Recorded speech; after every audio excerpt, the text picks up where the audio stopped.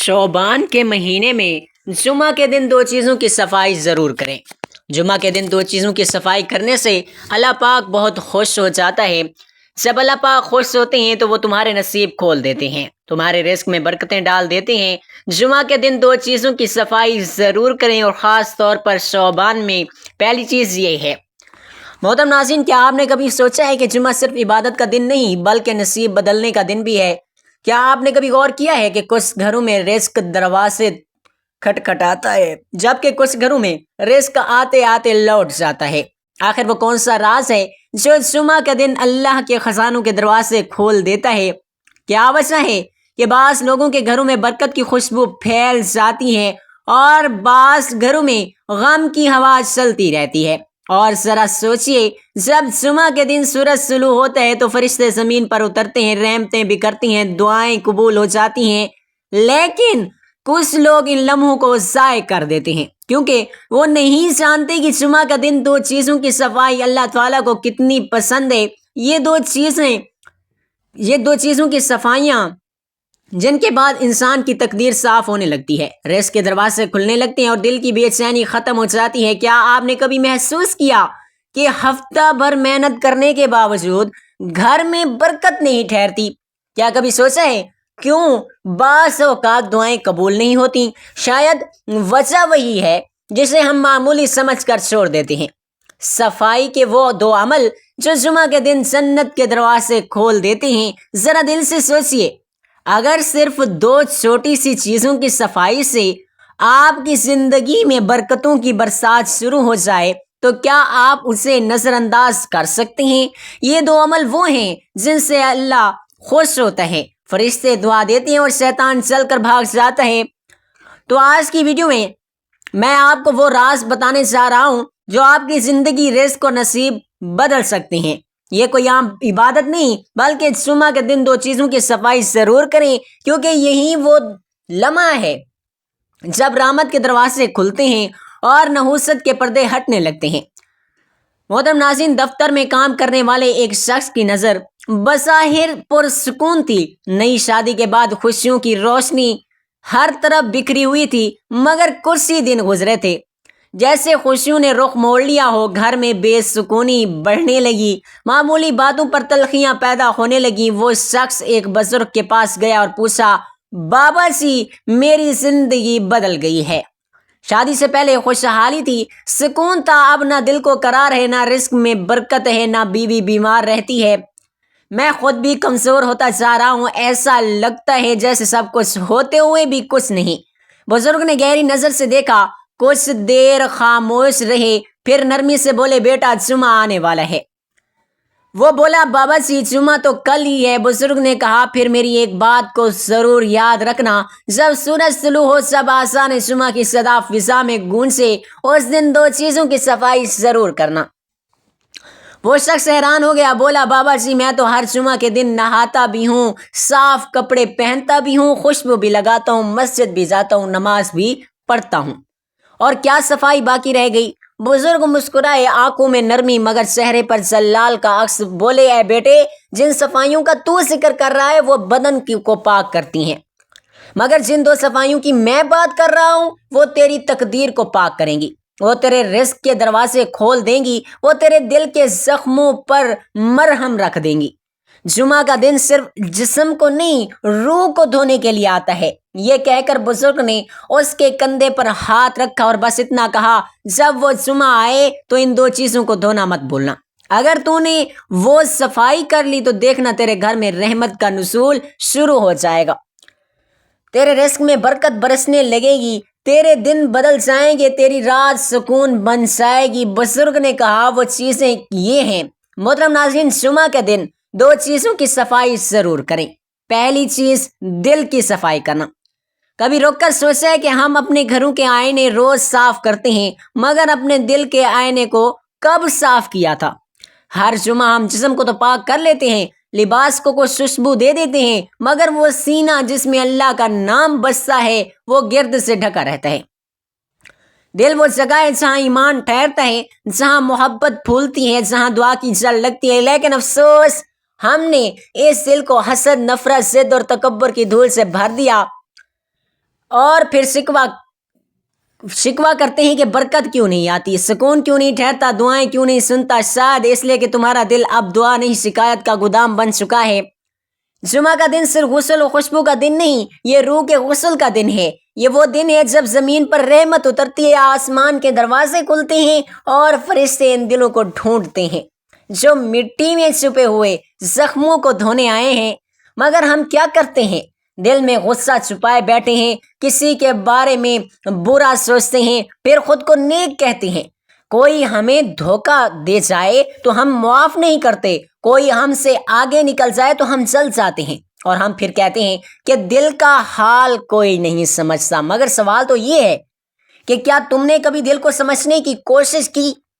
دل کی صفائی یہ صرف ایک عمل نہیں ہے، یہ زندگی بدلنے والا راز بھی ہے۔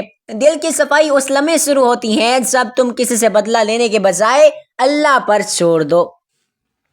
جب تمہارے دل میں کسی کے لیے رنجش تھی مگر تم نے کہا اے رب میں معاف کرتا ہوں تاکہ تو بھی مجھے معاف کر دے۔ یہ وہ لمحہ ہوتا ہے جب آسمان لرز اٹھتا ہے، فرشتے دعا کرتے ہیں، تقدیر کے صفحات پر تمہارا نام برکت کے قلم سے لکھا جاتا ہے۔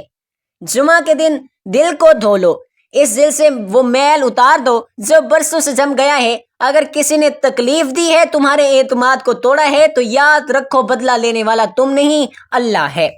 اور جب تم کسی کو معاف کرتے ہو تو دراصل تم خود کو آزاد کرتے ہو۔ تمہارے دل سے وہ بوجھ اتر جاتا ہے جو دعاؤں کو آسمان تک جانے سے روک رہا تھا۔ دل کا زنگ ہے اور جمعہ اس زنگ کو پگھلانے کا دن ہے۔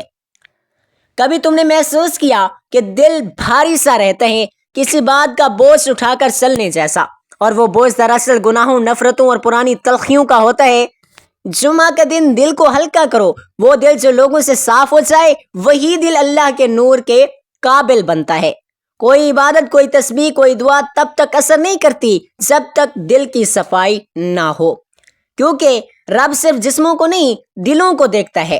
ذرا سوچو، اگر آج تمہیں پتہ چلے کہ تمہارا رب تمہاری دعاؤں کے قریب ہے مگر تمہارے دل کی میل نے اس قرب کو روک رکھا ہے، تو کیا تم اسے یوں ہی رہنے دو گے؟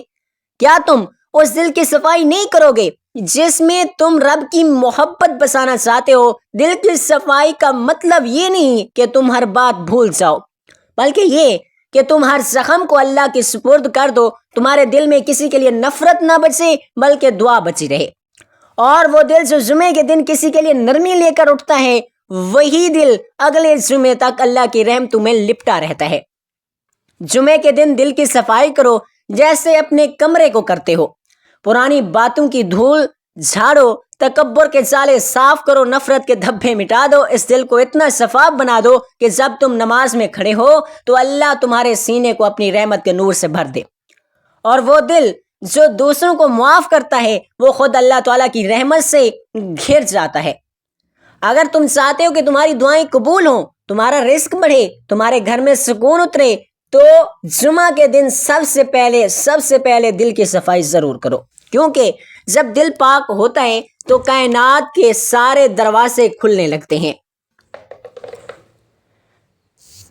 یاد رکھو، ظاہری پاکیزگی سے خوش نہیں ہوتا جب تک دل کے اندر گندگی چھپی ہو۔ جمعہ کا اصل پیغام یہ ہے کہ خوشبو لگانے سے پہلے دل کو صاف کرو۔ یہ وہ دل ہے جہاں ایمان بستا ہے، جہاں رب کی محبت رہتی ہے۔ اسے حسد، کینہ، بغض، غرور کی راہ سے بھر کر تم کیسے نور کی امید کر سکتے ہو؟ آج فیصلہ کر لو، اس جمعہ دل کو دھونا ہے، اس دل سے وہ سب مٹا دینا ہے جو رب اور بندوں کے درمیان دیوار بن چکا ہے۔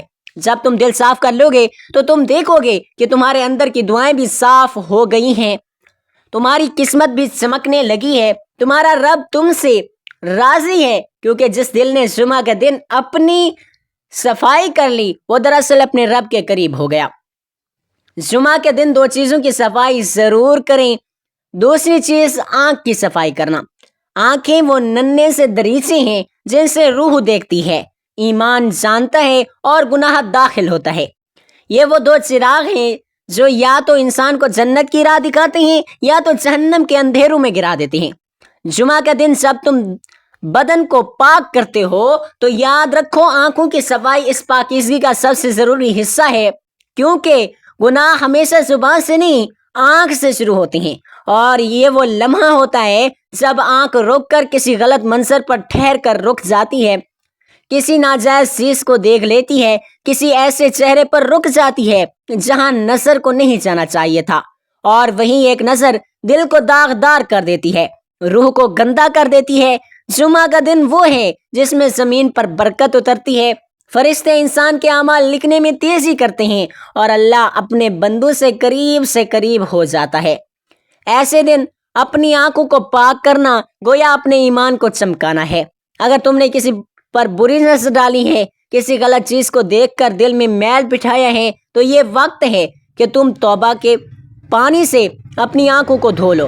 آنکھ کی صفائی کا مطلب صرف نظر جھکانا نہیں ہوتا، بلکہ نظر کے ارادے کو بدل دینا ہوتا ہے۔